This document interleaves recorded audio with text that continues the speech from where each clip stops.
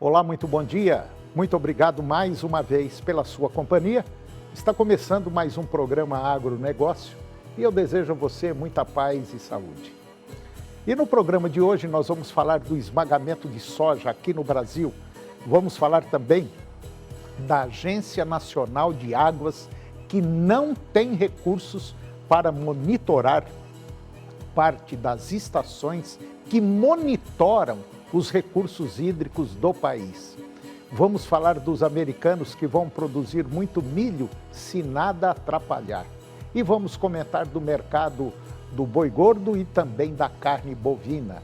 E eu vou conversar com João Vitor Aguiar, analista da Pátria Agronegócios, e nós vamos falar da atualização dos mercados da soja, do milho e também fertilizantes.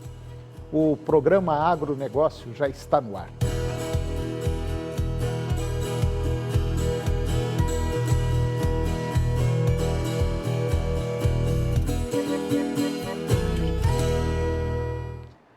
Eu começo o programa de hoje falando do esmagamento de soja. A Companhia Nacional de Abastecimento, a CONAB, ela informou por meio do seu boletim logístico de agosto que a forte demanda da indústria nacional de esmagamento, estimada em 57 milhões de toneladas neste ano, contra 52,7 milhões no ano anterior, segue sustentando os preços da oleaginosa no mercado interno.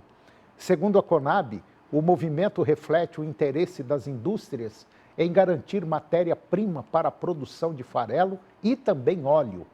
A CONAB destacou que as estimativas para o complexo soja indicam pequenos incrementos nas exportações de farelo e óleo em relação ao exercício passado, ao ano passado.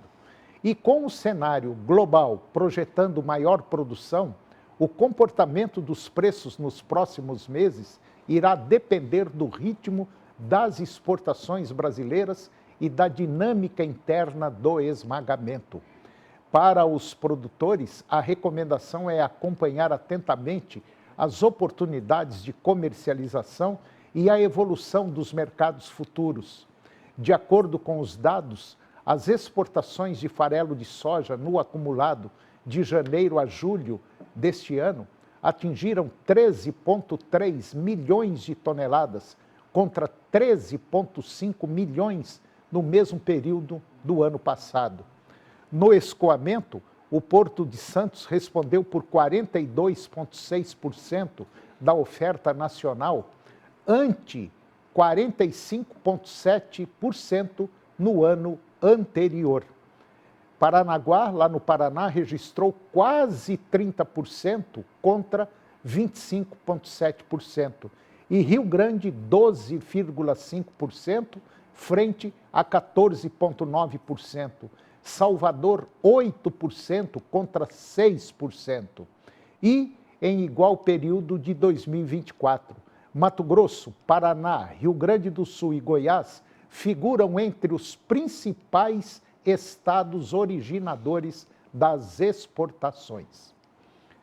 E agora você vai ver que a Agência Nacional de Águas, a ANA, ela não tem recursos para monitorar parte das estações que monitoram os recursos hídricos do país.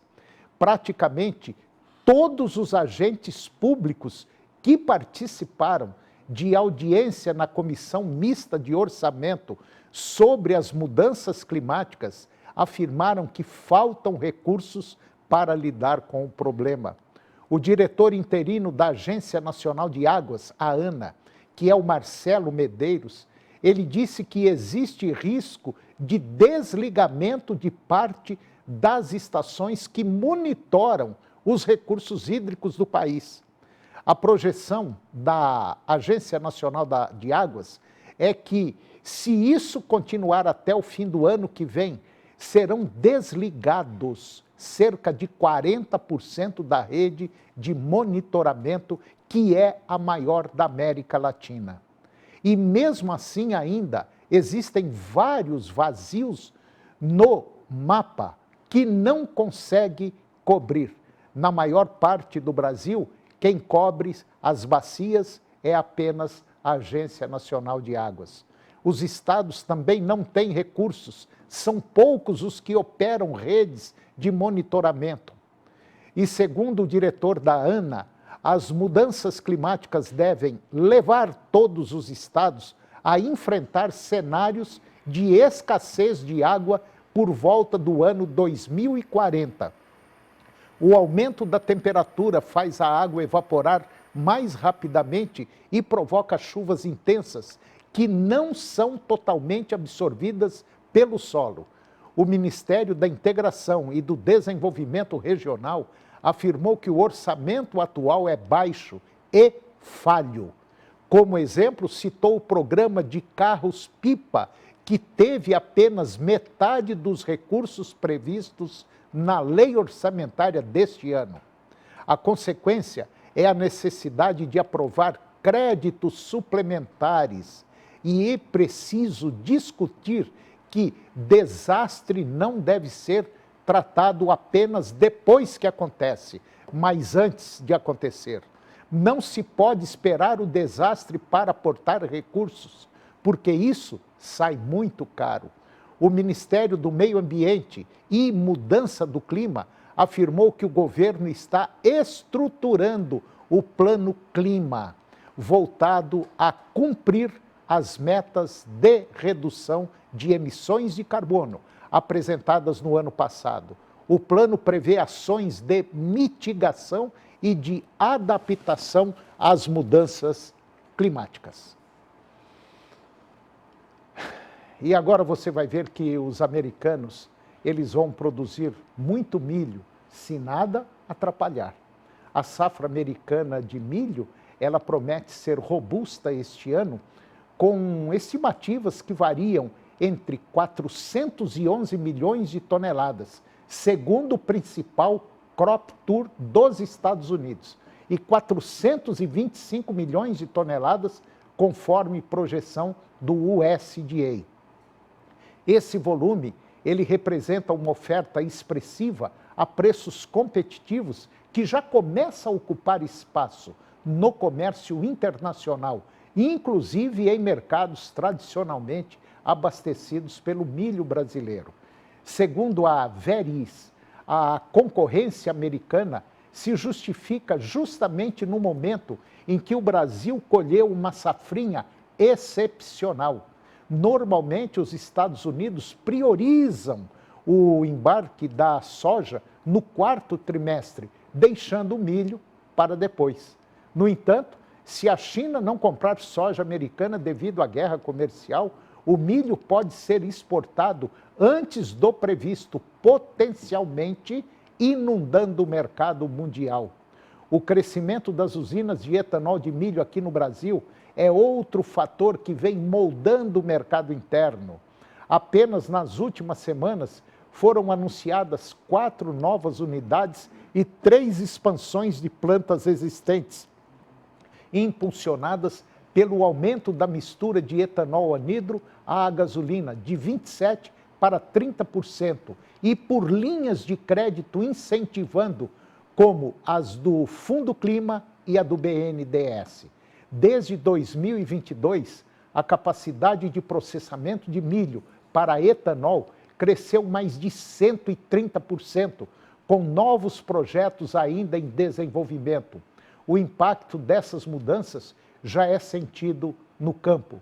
O aumento do consumo de milho pelas usinas contribuiu para reter volumes que poderiam ser exportados e influencia o comportamento dos produtores. No oeste do Paraná, por exemplo, o milho safrinha está substituindo a área de trigo, que agora se concentra mais nas regiões sul e dos Campos Gerais. Enquanto isso, o plantio da soja começou nas regiões mais precoces do Paraná, com Mato Grosso liderando a semeadura a partir do dia 7, embora os produtores ainda aguardem o momento ideal para acelerar o trabalho. E agora vamos falar um pouquinho dos mercados do boi gordo e também da carne bovina. De acordo com o informativo Tem Boi na Linha, da Scott Consultoria, o mercado do boi gordo em São Paulo encerrou a semana passada sem alterações nas cotações. O levantamento aponta que as indústrias se dividiram em dois perfis. Algumas alongaram as suas escalas de abate para cerca de 10 dias e, por cautela, se retiraram das compras agora, na última sexta-feira. Outras que atuaram no período da manhã mantiveram-se pouco dispostas a negociar em valores diferentes nos praticados no dia anterior, projetando um mercado mais pressionado na próxima semana. Com esse cenário, a cotação de todas as categorias permaneceu inalterada em relação à última quinta-feira. No Mato Grosso, por exemplo, parte das indústrias, já com escalas preenchidas para esta semana, não participou das compras na última sexta-feira. Na região sudeste do estado, houve redução de R$ 3,00 por arroba nas ofertas de compras da novilha após 12 dias úteis de estabilidade para as demais categorias e regiões onde os preços seguiram estáveis. Em relação ao comércio exterior, as exportações brasileiras de carne bovina in natura somaram 268.500 toneladas em agosto, com média diária de 12.800 toneladas. O resultado representa crescimento de 23,5% em relação ao mesmo período do ano passado. O preço médio da tonelada foi de $5.600, ou seja, uma alta de 26,3% no comparativo anual.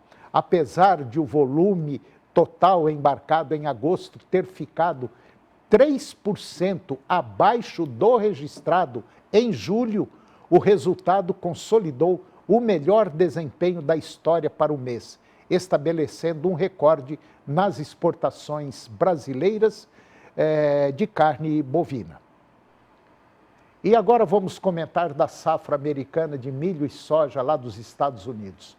O mercado internacional de grãos atravessa semanas decisivas, marcado pelo chamado weather market, que se intensifica entre agosto e setembro, fase crítica para as lavouras americanas. Nos Estados Unidos, embora algumas regiões registrem condições climáticas secas, as chuvas regulares têm garantido bom desenvolvimento de milho e soja. O ProFarmer Crop Tour 2025 confirmou produtividades superiores à última safra em estados como o Indiana e Nebraska, mas ainda abaixo das estimativas oficiais do USDA, o que pode resultar em revisões nos balanços de oferta e demanda. Mais do que os números, o Crop Tour ele funciona como uma leitura prática de campo. O Crop Tour confirma produtividades consistentes, mas sinaliza que as estimativas do USDA podem estar superdimensionadas. Isso pode gerar revisões no balanço e impactar os estoques finais. No milho, a confirmação de uma safra cheia levou a quedas superiores a 4% nas cotações em Chicago, atingindo os menores níveis desde 2020. O aumento da produtividade pressiona os preços e limita movimentos de recuperação, mesmo em meio às oscilações da demanda global. Já a soja, ela segue em direção oposta às reduções dos estoques nos relatórios mais recentes do USDA e apertou o balanço e sustentou os preços da atividade e prêmios pagos pelo Brasil. Para o Brasil, o cenário traz riscos e oportunidades e a forte demanda chinesa valoriza os prêmios da soja e estimula as antecipações de venda, enquanto no milho a menor competitividade frente ao produto americano reduz exportações e direciona a oferta de mercado interno, mantendo os preços firmes, mesmo com safra e câmbio mais baixo. Uma seca prolongada ou chuvas excessivas poderiam comprometer a produtividade e até mesmo atrasar a colheita. Já vimos isso acontecer recentemente, quando a estimativa da soja foi cortada em função da redução na área cultivada, o que tornou o balanço mais apertado. E depois do intervalo eu vou conversar com João Vitor Aguiar, analista da Pátria Agronegócios, e nós vamos falar de atualizações de mercados da soja, milho, fertilizantes. Nós voltamos já, é um minuto só.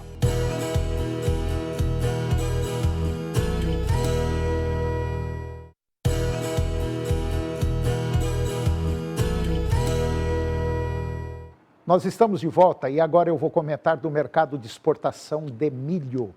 É uma colheita de milho segunda safra aqui no Brasil, basicamente já atingiu quase toda a área plantada. O desempenho foi acima da média histórica recente, mas ainda atrasado em relação ao ciclo anterior. E esse atraso ele compromete o período mais competitivo para exportação entre julho e setembro, fazendo com que parte do milho chegue ao mercado quando os Estados Unidos já ofertam grandes volumes, reduzindo espaço para o Brasil e pressionando os preços. Os principais destinos continuam sendo China, União Europeia, Japão, Coreia do Sul, Irã, Vietnã e Egito, mas a concorrência internacional está ainda mais acirrada. Conflitos geopolíticos e disputas tarifárias exigem do Brasil a busca por novos mercados e a consolidação de parcerias já existentes. Fatores como câmbio, condições climáticas, gargalos logísticos serão determinantes para a competitividade. O real valorizado reduz a vantagem frente a Estados Unidos e Argentina, enquanto safras cheias nesses países ampliam a oferta mundial. A capacidade de armazenagem aqui no Brasil ela é limitada e o escoamento depende majoritariamente da malha rodoviária, elevando os custos. Agora, estratégias de gestão de risco, como fracionar vendas e travar custos, são essenciais para proteger o produtor e garantir a fluidez dos embarques. E agora eu vou conversar com João Vitor Aguiar. O João Vitor Aguiar, ele é analista da Pátria Agronegócios e nós vamos falar de mercados, soja, milho e também fertilizantes. João Vitor, muito bom dia, muito obrigado pela sua presença. É um prazer tê-lo aqui, tudo bom? Tudo ótimo, eu que agradeço o convite. Obrigado. É sempre um prazer estar aqui conversando com vocês, trazendo clareza, trazendo informação e direcionamento ao produtor rural. Pois é, João, nós acabamos de falar do milho aí, é isso aí, né? Exatamente, muito bem dito, Toninho. A segunda safra de milho, os números da Pátria são de 107 milhões de toneladas, é um volume muito robusto, então graças a Deus produzimos muito bem, choveu muito bem na maior parte do país e colhemos um número realmente muito consistente. O que vem acontecendo com os preços? Claro, vem ocorrendo uma pressão devido a essa oferta, mas o fato é que as negociações estão restritas, não está havendo pouca negociação, a oferta tem, só que não está sendo negociado. O produtor realmente olha para os preços e não sente atração nenhuma em fazer negócio. Principalmente quando a gente olha para os preços de março, de lá para cá, caiu consideravelmente, ao ponto que parte do milho, quem tem capacidade, está guardando, está estocando, e realmente essa ausência de negociação até vem trazendo um suporte nos preços. Não caiu tanto quanto era esperado. E agora vem os Estados Unidos aí com uma mega de uma safra, inclusive nós falamos hoje no programa, e isso pode bater de frente aqui no Brasil, né? Com certeza vai bater. Hoje o milho americano ele é um milho até mais barato que o brasileiro. Vale destacar que o milho americano ele é destinado 50 milhões para exportação, o restante fica lá dentro, metade vira ração, metade vira etanol. E hoje o milho americano vem sendo muito demandado, parte do México, alguns acordos com o Japão, e realmente hoje o milho brasileiro ele vem encontrando essa dificuldade de ser exportado por causa do preço. Realmente a atração volta para os Estados Unidos. É importante destacar que realmente a nossa paridade de exportação está muito difícil, muito naquilo que você disse. Hoje o frete ele encarece muito a relação. Acaba que quando a gente vai colocar esse milho goiano, esse milho do Mato Grosso lá no porto, realmente a gente não consegue ter esta competitividade no mercado do cereal. E por falando em competitividade, transporte rodoviário, o preço do diesel deu uma subidinha agora por esses dias. E tudo indica o seguinte, que o frete vai ficar mais caro e a competitividade vai ficar mais longe um pouco. E além disso, além do milho, nós temos a soja também. E pode ter certeza absoluta, debaixo dos panos, lá no fundo da cozinha, lá no quintal, lá na área de serviço lá fora, americanos, chineses, japoneses, pessoal aí da União Europeia, pode ter certeza que estão conversando para que esse milho não entupa, vamos dizer assim, os armazéns dos Estados Unidos. Pode ter certeza que o chinês vai comprar muito milho americano ainda. Sim, realmente temos expectativas bem consistentes, olhando para o mercado americano, só que quando falamos de safra lá, realmente extraordinária. 68% como boa ou excelente. Segunda-feira, né, saiu a atualização, caiu 1%, e sexta-feira temos a atualização. Mas realmente não há questionamento, os Estados Unidos vai produzir muito milho. E vai pressionar o mercado, né? E vai pressionar o mercado, Tranquilo. além de um aumento de área também que teve. Hoje o produtor americano está tirando o pé da soja e entrando no milho. Para vocês terem noção, quando a gente fala de área de soja, caiu mais de 2,5 milhões de hectares. Então, realmente, o produtor americano está voltando mais para o milho, até por uma questão de segurança, né? Como eu disse anteriormente, grande parte do milho americano fica nos Estados Unidos e grande parte da soja americana vai para outros países, basicamente grande parte para a China, né? Que é a maior compradora internacional. E nós temos ainda um agravante, é o real valorizado em relação ao dólar. Se isso continuar acontecendo, o nosso produto fica mais caro. Sim. E o nosso produto ficando mais caro, já tem problema de logística, já tem a tal competitividade com os Estados Unidos. Então, com todo respeito, eu torço para que as coisas deem certo. Mas tudo... e com os juros que nós estamos pagando, tem mais esse detalhe ainda. Eu torço para dar certo, mas o que a coisa mostra, o que a tela está mostrando, é que parece que não vai ter jeito não, né? É importante a gente lembrar que realmente o que vem acontecendo com o setor. Hoje, o que mais determina, né, realmente um dos 3 pilares da formação do preço da soja, gosto sempre de destacar, que é Chicago, prêmio e dólar, o dólar possui influência muito direta, porque se Chicago cai 9%, a sua soja cai, se Chicago cai 10%, a sua soja cai 9%. Mas o dólar não. Se o dólar cai 10%, a sua soja também cai 10%. E por que o dólar está recuando? Está recuando porque a nossa taxa Selic está em 15%. E esse recuo do dólar, devido a essa taxa Selic alta, encarece o dinheiro, dificulta o custeio e realmente vira uma bola de neve. Então o mercado de soja ele vem enfrentando essa dificuldade, principalmente pela base do dólar. Esse dólar a 5,39, 5,43, realmente vem dificultando muito as negociações. Resumindo tudo isso, eu não sou a favor do americano, não. Eu sou a favor do Brasil. Pode ter certeza absoluta.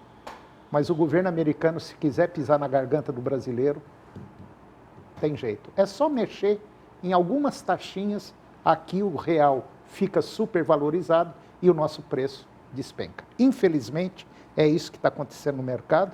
Então, apertem os cintos, porque o piloto do jato, do avião chamado Brasil, ele pode ter um infarto a qualquer momento. E quem vai pagar a conta é Como você sempre, aí, né? nós aqui. Entendeu? Acho que é isso, né? Perfeito. Ô, João, muito obrigado pela sua participação no nosso programa. Muito obrigado mesmo. Um grande abraço e até o próximo. Prazer estar aqui com vocês, sempre trazendo informação. Muito obrigado novamente pelo convite, sempre à disposição. Desejo a todos um ótimo dia. E o programa de hoje chegou ao fim e eu termino o nosso programa com a seguinte frase: quem só deseja demonstrar que está certo, termina por agir errado. Um grande abraço, muito obrigado pela sua companhia, que Deus os abençoe e até o próximo programa.